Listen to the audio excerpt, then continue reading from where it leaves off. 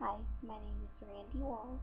I'm in abnormal psychology and I'm doing this video as part of a project.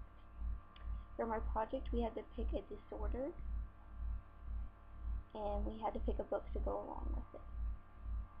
I picked Alzheimer's disease, and the reason I picked it was because my grandfather actually passed away from Alzheimer's. He was diagnosed in 2004 and he passed away in 2007. And the book I picked was by Pat Moffat. It's called Ice Cream in the Cupboard, A True Story of Early Alzheimer's Disease. In the book, Pat talks about his wife, Carmen, who was diagnosed with early Alzheimer's disease at age 53.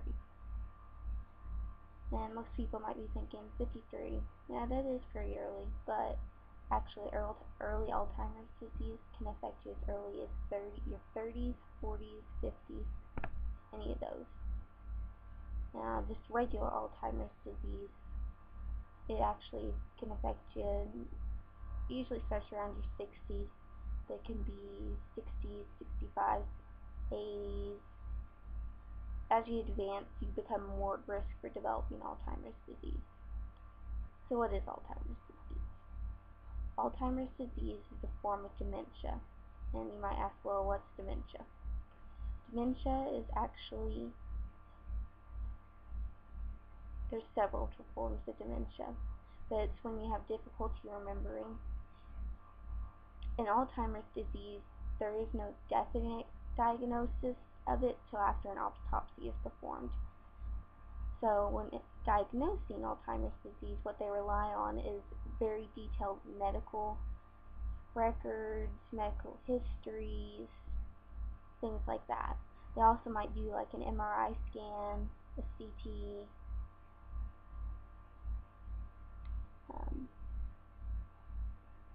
Also, with Alzheimer's disease, there's actually no cure for it at this moment.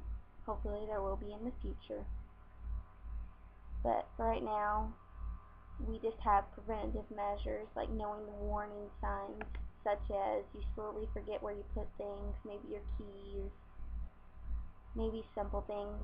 For Carmen, it started out with her forgetting where she put groceries, and then it also progressed to her getting violent and things like that. You see, with Alzheimer's disease, symptoms are usually you have trouble thinking, you eventually forget people, you have trouble with time, place, and forms like that. And then those are usually the earlier signs. As it gets worse, things become, well, like I said, worse. It progresses to a patient may be more violent. They have angry outbursts. They're not like themselves at all. Like Pat said in his book, his wife was an intelligent, witty, happy person.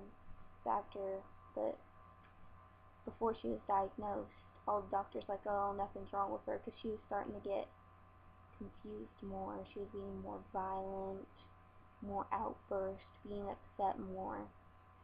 But they later diagnosed early Alzheimer's, which they have a hard time diagnosing that in the early age, just because there's so many other reasons that could be causing it.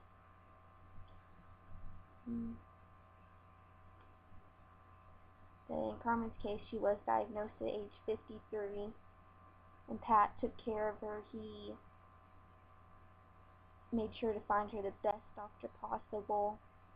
He also was working about 60 hours a week, and he eventually cut it down at 30 just to care for her, but there became a point where she just got to be having so many angry outbursts and having such a difficult time that he had to put her in a long-term facility.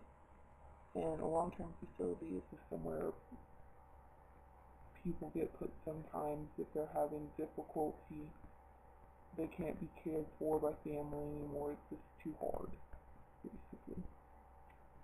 She was put in there and she stayed in that facility for 3 years till she died in 2010. Pat said that was one of the hardest things, was putting her in such, it's not a nursing home, but some call it that, it's a long-term facility. It's But that, throughout it all, though, she said that she still remembered to say I love you, even though she didn't remember who he was. And the thing with Alzheimer's disease, people will forget who others are, or they might think you're someone else. Like, if you're their daughter, they might think you're their daughter. But anyways, with Alzheimer's disease, you can have preventative measures, like watching for the warnings, such as forgetting little things. You can consider there are other things such as there are different drugs that can be taken to help, like cognitive or problems, as antidepressants, antipsychotic drugs for anxiety. They can also make that when you're caring for the you don't want to frustrate them or provide palliative care. And palliative care is just making the patient, you're trying to make them ease, such as that Pat and his wife had a violent outburst about how bears and way Pat got around the outburst, just telling her, well, honey, we're just gonna help walk her. Mama goes in, she gets the dog, she walks it. She's actually walking their dog down. Alzheimer's disease is really hard, and from my point of family, seeing my grandpa get worse and worse it's really sad. Even not so bad, like he just feels like information as well. Well, it gets worse to the point where you have our keys, because they'll get lost to make sure that an angry outburst, there's nothing harm on themselves.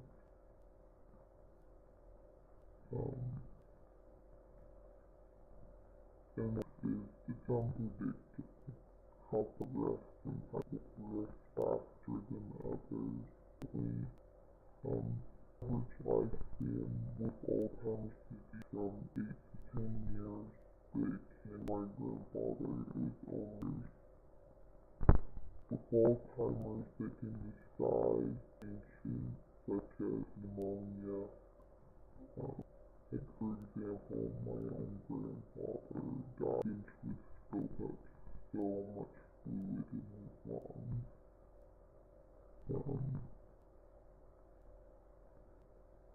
Alzheimer's disease, it's a tough disease. It's happy, but it's something which hurts more, like such as Alzheimer's resource to find out all about Alzheimer's disease. They could tell you everything you need to know important. If you haven't remembered Alzheimer's, you want to find information so you're not taken by surprise.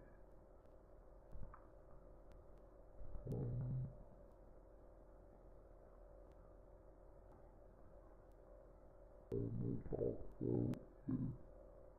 things as, oh, I forgot where to put my keys, or if they don't recognize you, they might have sleeping, they might have trouble writing. It just doesn't make sense. The reason that is slowly deteriorate. And that's why an autopsy is assist. It's because you can look at their brain afterwards. This is what